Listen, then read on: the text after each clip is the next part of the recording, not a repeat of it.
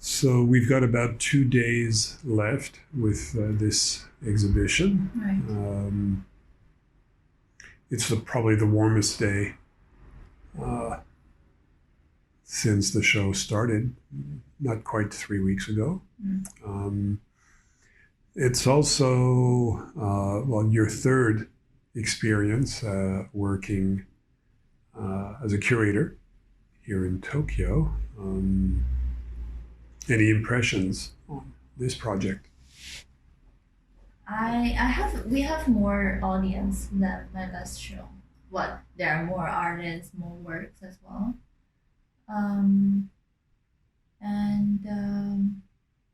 This space, I liked it in the beginning when it was warmer, but it has its own quality, its own characteristics. A lot of audience who came over also mentioned how they liked the funiki, the atmosphere that it gives, the floor, the ceiling, the roughness of it. So that part is fun to work with. But it's not, of course, it's not located in the most popular area in Tokyo in terms of art, culture, or just in general. Well, it's on the other side of the park. For those who are not familiar with Tokyo, this space is near an area called Ueno. Ueno is famous for it's a beautiful park and also several museums which are located there. So if you would cross the park, you could easily get here, but not so many people do, although there are not so far from here also a couple of other independent art spaces which also opened recently. Yes, you were talking about the audience. So we were fortunate enough, especially in particular circumstances in which this show is taking place, the virus issue. So people in Tokyo are still able to move about carefully, but they are authorized to do so. And over nearly 3 weeks, we've had people almost every day stopping by. However, there were some people that you knew, maybe a lot of people that you knew, whereas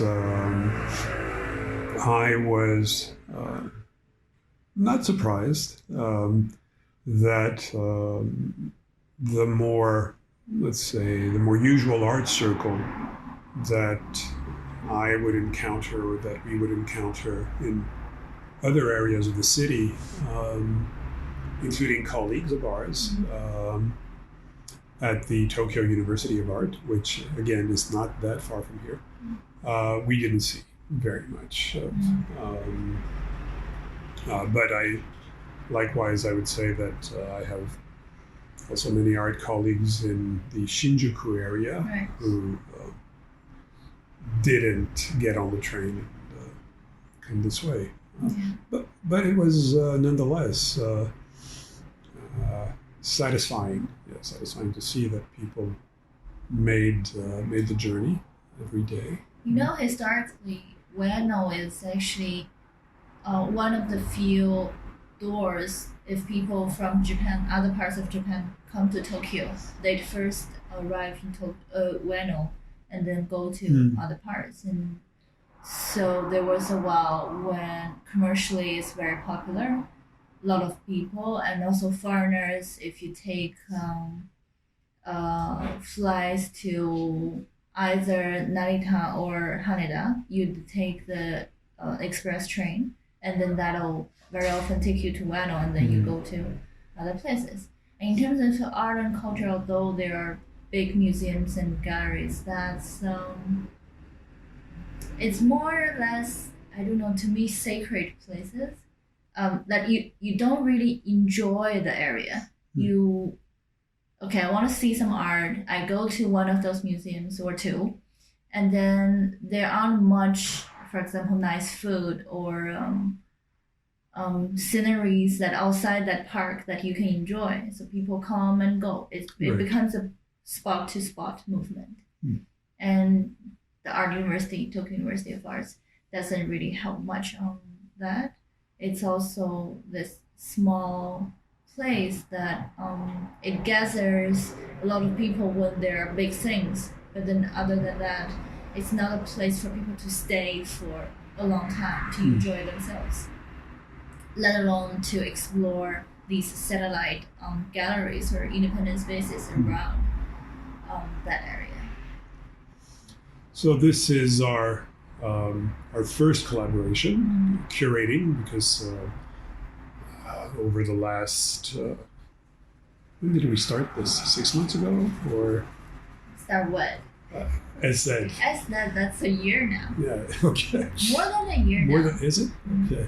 Well, we've done a number of conferences in different parts of the world. We've done a lot of publications. And last year, I had curated a show between one of the galleries at the Art University and this space in Shinjuku called Ningen, and you had assisted me on that show. And from there, yes, we decided to work together. But yes, this is our first project. Over the years living in Tokyo, I've curated in several different parts of the city. And yes, perhaps this is the farthest from the various centers like Shinjuku or Shibuya, or we mentioned some of the qualities. You mentioned some of the qualities earlier about the atmosphere of the place. But in the future, would you look for more central places to have shows, or do you if I don't have to pay for it, sure. Right. Yes, that's a key point. That Tokyo has relatively few contemporary arts spaces and galleries. Majority of them are market oriented. There are, on the other hand, countless spaces for rental, and that's out of the question, of course. So after that, it becomes about networking, finding people who do have spaces and who are open to projects and suggestions. But often, even in those cases, first on the list are generally, and I think understandably, Japanese artists. Sure. We have one Japanese artist in the show. The others are from different areas of the world, and this has been a consistent strategy that I've tried to work on over the years, which is to show either emerging artists from abroad or artists who already have a career in their own country and are making interesting work, but are not known here in Tokyo.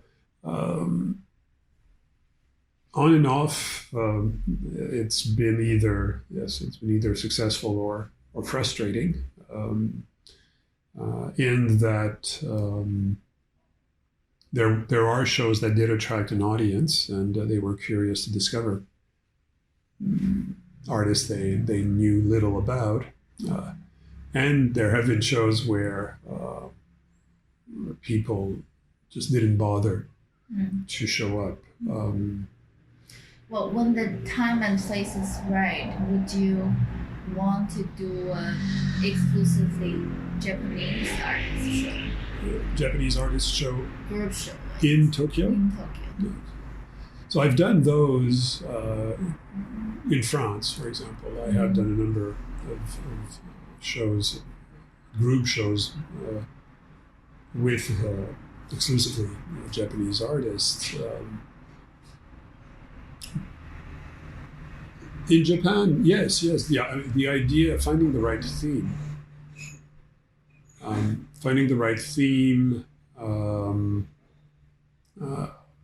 Would be interesting, but a theme that doesn't cater to the interests of a specific community, or but rather something that is a little outside the comfort zone. How about you? I wish even when I was doing my graduation show, one strong suggestion to me was to work as much as I can with Japanese artists since I'm here, since I'm in a Japanese university. But I tried. As someone who just started this, every time when I'm conceiving a show, I basically start to know new people. I'd go online. I'd ask you, for example, for suggestions. I'd have this huge net to try to find the artists that I'm interested in, or the works that can in some way talk to the concept that I already have. So in that sense, to me, whether it's Japanese artists or not, it doesn't really matter that much, unless practically if it's foreign artists, you have to send their work there, and how do you pay for the transportation, all that. But in terms of realizing an exhibition, it doesn't matter where this artist is from. But in the end, I guess I just haven't been lucky enough to find that many Japanese artists that I would like to work with. I mean, for those I did, they are very nice people and they have interesting work that I personally like and would enjoy the process of working with those work.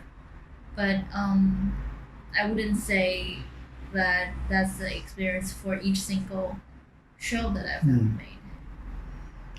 Well, one thing that we tried to do, and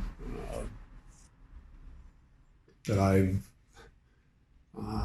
pursued over the years, is work. Yes, work.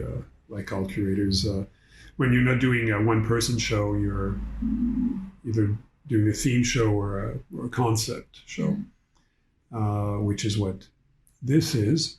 And in recent years, I've always tried to work on the basis of parity when doing exhibitions. But in recent years, I've found that I'm more interested in women contemporary artists. I prefer the work. I'm more interested in the work, along with the issues and questions that come along with it, to which I'm confronted in terms of this Western white male curator.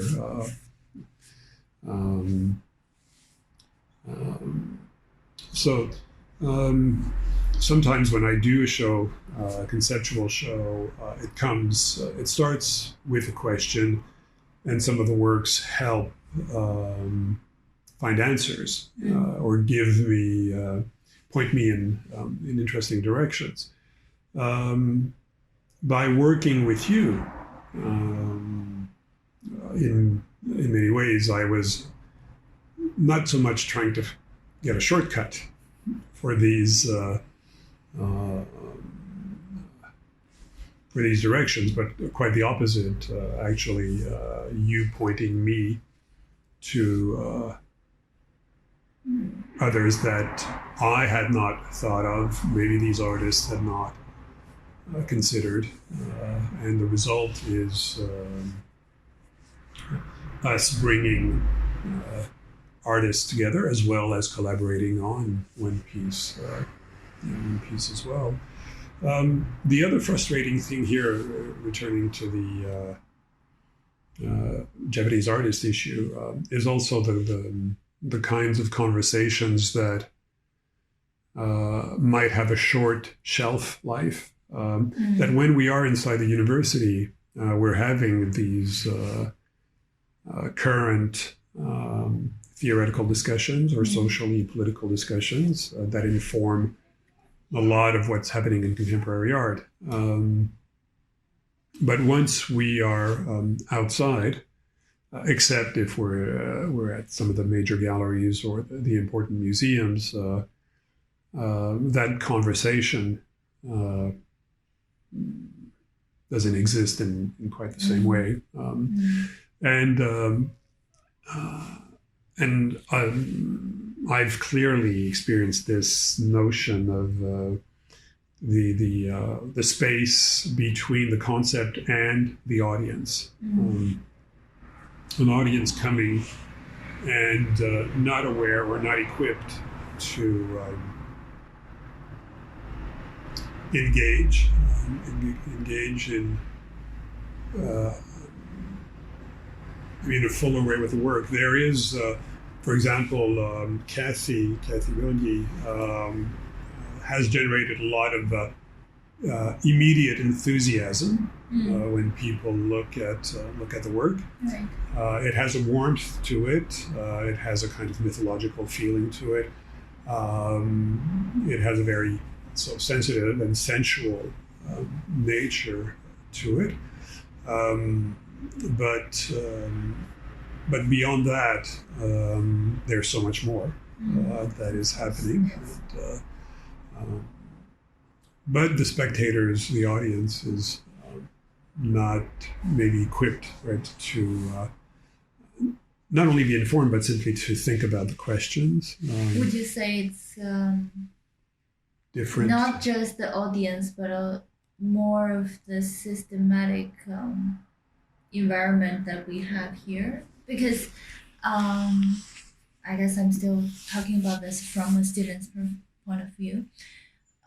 But so I've been asking the same question to you for many times, whether language plays an important role or in many occasions plays as a barrier between understandings. But then I realized, for example, the ideas, the current thinking that we're talking about, which are mainly in English, and we also talk about them in English, that's foreign to me as well. And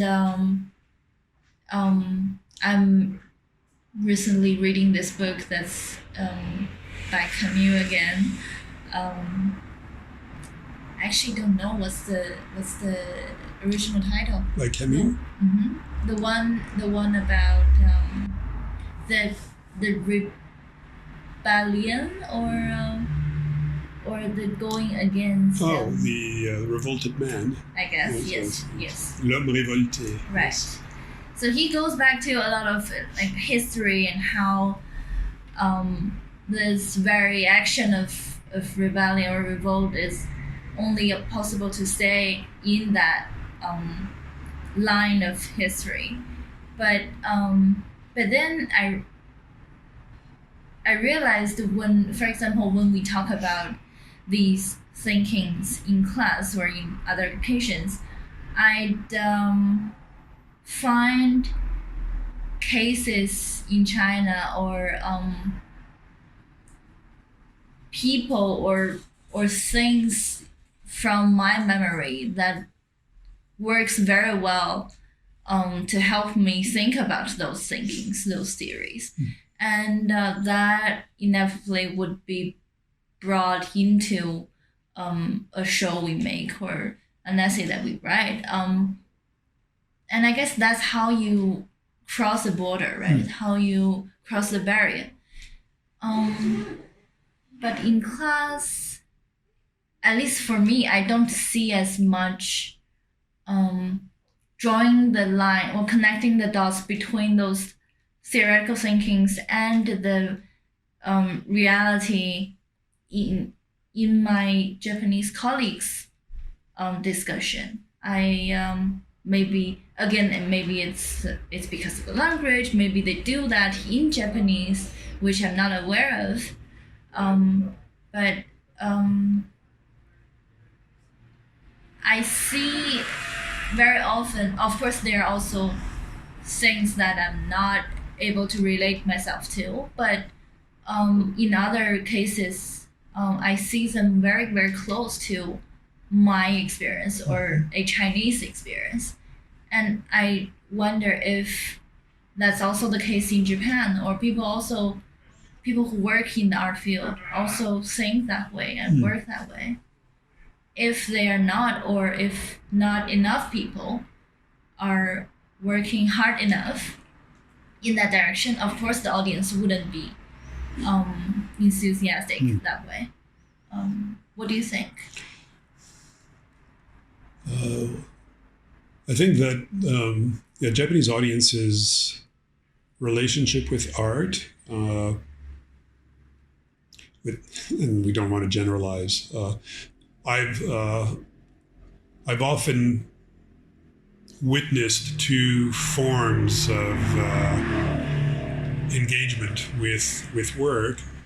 One which is, I think, profoundly traditional and is based on the appreciation of craft and the mastery of craft. And this is one thing that I've often talked about in conferences or in texts, and which is something I appreciate about Japanese art and how people engage with it, is that no matter what the medium is, from a popular art form such as manga to ceramics to nihonga to design and architecture, if a creator achieves a level of mastery, he or her will be immensely respected and appreciated by, and so this kind of absence of frontier between the arts and the craft, the absence of border, something that I like.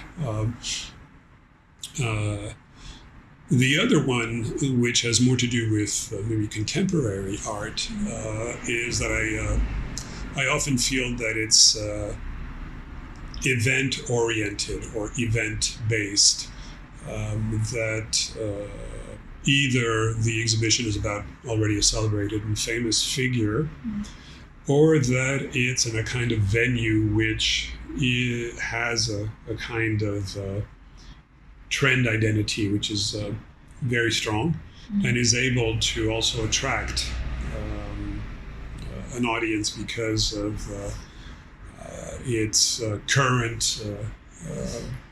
standing inside, and this is a movable thing that is from one area of Tokyo to the other. But the idea of promoting an exhibition or promoting an art event based on the excitement of it or the currentness of it, I think is also something that audiences respond to very positively here. Then the more traditional, or I would say the kind of Paris, New York, Berlin, London kind of thing, where people do the rounds of galleries on weekends, and they go because all the galleries are located next to each other, is something that is almost impossible to do in Tokyo. In one afternoon, the important galleries or the interesting galleries are located kilometers apart, and you need to get, and maybe you'll do 5 or 6 in 3 hours or something. Except that if you go to Roppongi, where Yes. there are 6 galleries, Yes. 6 or 7 Yes. together. Right.